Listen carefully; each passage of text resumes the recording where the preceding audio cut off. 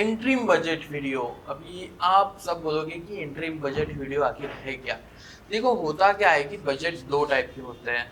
First budget जब होता है, अगर कोई गवर्नमेंट या कोई भी पॉलिटिकल पार्टी कंटिन्यूसली जब रहती है तो उनका एक सेपरेट बजट होता है ईयर ऑन ईयर। लेकिन अभी क्या है, इस साल इलेक्शन आने वाला है, तो 2-3 महीने बाद इलेक्शन के बाद हो सकता है बीजेपी आए या फिर कोई और पार्टी आए, तो पार्टी चेंज हो गई तो उनका बजट फिर से आता है। इसकी वजह से जब कभी इलेक्शन होता है उसके पहले एक इंटरिम बजट हो जाता है। तो यहाँ पे जो गवर्नमेंट के रनिंग प्रोजेक्ट है उनके ऊपर ज़्यादा फोकस होता है, वो कंप्लीट करने के पीछे सब लोग चलते हैं। उसके बाद जो नई पॉलिसीज आएंगी, जो नए बजट में नए नए हम लोगों को इन्वेस्टमेंट्स आएंगे, या फिर नई कौन सी भी कॉन्सेप्ट हो उसको रन करना हो या नए प्रोजेक्ट लाने हो, वो कब आएंगे?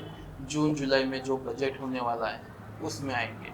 तो ये जो बजट वीडियो है, इसमें आखिर हम लोगों को क्या मिलेगा? आने वाले 2 दिन बाद हम लोगों का बजट है, तो इसमें क्या मिलेगा, ये बजट में आखिर हो क्या सकता है, इसके बारे में हम लोग थोड़ा सा डिस्कस करते हैं। ये देखो, ये इंटरिम बजट वीडियो है, तो बेसिकली जो गवर्नमेंट है वो क्या करेगी, उनके जो रनिंग प्रोजेक्ट है उनके ऊपर ज़्यादा फोकस करेगी। नए प्रोजेक्ट आएंगे नए आएंगे आई डोंट नो, बट अभी तक जो मैंने देखा है, पिछले बजट भी ऑब्जर्व किए हुए है, जो जो इंटरिम बजट होता है उसमें होता क्या है कि जो पीछे वाले उनके जो रनिंग प्रोजेक्ट है उसी के ऊपर काम किया जाता है। ध्यान, नए बजट में नए कंसेप्ट आते हैं, नए इन्वेस्टमेंट्स आते हैं और नए प्रोजेक्ट्स आते हैं। तो अभी हम लोग ये बजट में कौन से ऐसे स्टॉक है उसके बारे में डिस्कस करेंगे। देन आप बोलोगे कि बजट के दिन बहुत मार्केट में इंडेक्स में वॉलेटिलिटी रहती है, अप एंड डाउन बहुत रहता है, तो कौन से ट्रेड करेंगे वो भी हम लोग देखेंगे। और वीडियो के एंड में एक चीज़ है वो मैं आपके साथ शेयर करूँगा। तो पहले हम लोग देखेंगे ये बजट में आखिर हो क्या सकता है। देखो यहाँ पे ये जो बजट है इसमें दो जो सेक्टर है वो बहुत फोकस में है।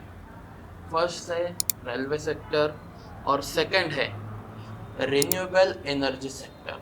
ये दो सेक्टर बहुत फोकस में है और उसमें से भी एक 2-3 स्टॉक ऐसे हैं जो मैं आपको सजेस्ट करना चाहूँगा। फर्स्ट स्टॉक है टाटा पावर और सेकंड स्टॉक है इरिडा।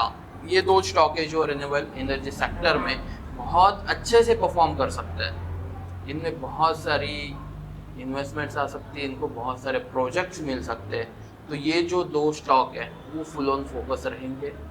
सेकंड, रेलवेज में IRFC, RVNL एंड इरकॉन, ये जो 3 स्टॉक है ये फुल ऑन फोकस रहेंगे।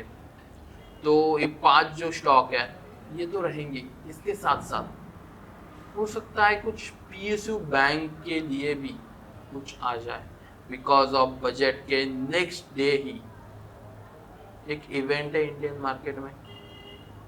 सबको पता ही होगा कि बजट के दूसरे दिन ही प्रेस कॉन्फ्रेंस वगैरह होगी, RBI की पॉलिसीज आएंगी, राइट। तो वो जो इवेंट है वो एक टर्निंग पॉइंट हो सकता है अगर कुछ नया आता है तो।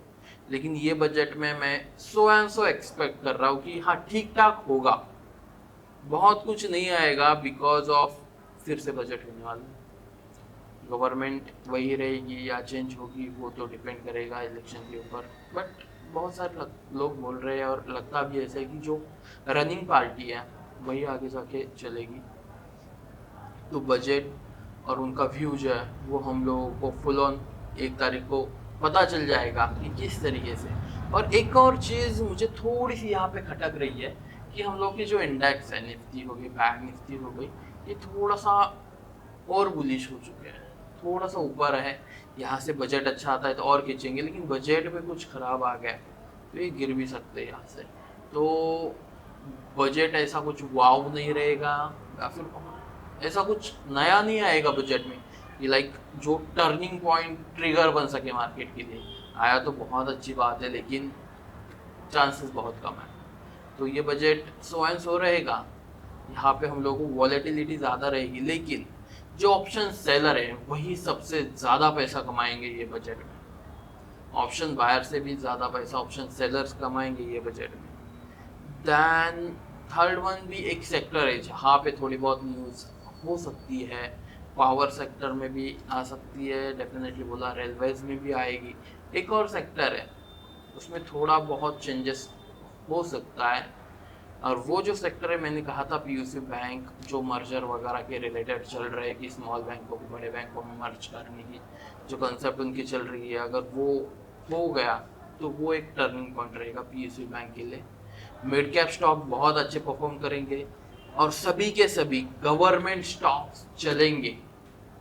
ये बजट में कंफर्म है, सभी गवर्नमेंट स्टॉक चलेंगे, सब में एक बुलिश मूवमेंट हम लोगों को देखने के लिए मिल जाएगा बिकॉज ऑफ गवर्नमेंट कंपनीज के ऊपर ये जो पार्टी है इसका फुल ऑन फोकस है।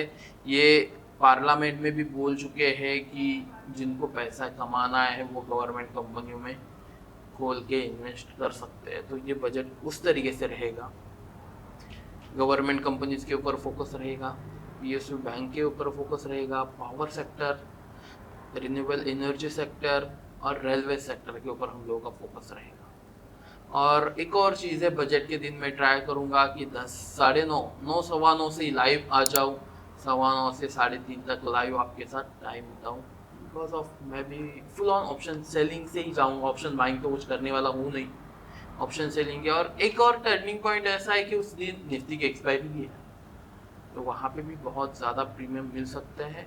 सो देखेंगे, कुछ अच्छा होता है तो डेफिनेटली आपके साथ शेयर करूँगा। 9, सवा 9 बजे मैं लाइव आने का ट्राई करूँगा मेरे अपनी स्टॉक स्टोरी चैनल के ऊपर। उसके साथ वहाँ पे हम लोग कंसेप्ट शेयर करेंगे कि ऐसा होता है तो क्या करेंगे, जिस तरीके से बजट एक्सप्लेन होगा, उसके बेनिफिट्स और उसके जो बैक एंड पॉइंट है वो आपके साथ मैं एक्सप्लेन करता रहूँगा। उससे समझ में आ जाएगा कि बजट जो आता है, जो पॉलिसीज आती है, उसको किस तरीके से समझना है, रीड कैसे करना है। बहुत बार ऐसा होता है कि पॉलिसीज वगैरह सब कुछ अनाउंस होती है लेकिन लोगों को समझ में ही नहीं आता है कि एक्चुअली हुआ क्या है। मेरी भी हालत 2-3 साल पहले ऐसी ही थी, लाइक पॉलिसी अनाउंस हो गई, सब कुछ अनाउंस हो गया, लेकिन ये हुआ क्या है और इसका फायदा किसको होगा वही समझ में नहीं आता है। तो उसके बारे में भी हम लोग डिस्कस करेंगे वहाँ पे। ये जो भी हमारी वित्त मंत्री स्पीच देगी वो स्पीच के ऊपर एक्सप्लेनेशन देंगे और बाकी सब चीज़ें वो डिस्कस करेंगे लाइव ट्रेडिंग में आपके साथ करने वाला बजट के दिन। सो मिलते हैं हम लोग 1 फरवरी को सुबह 9 बजे।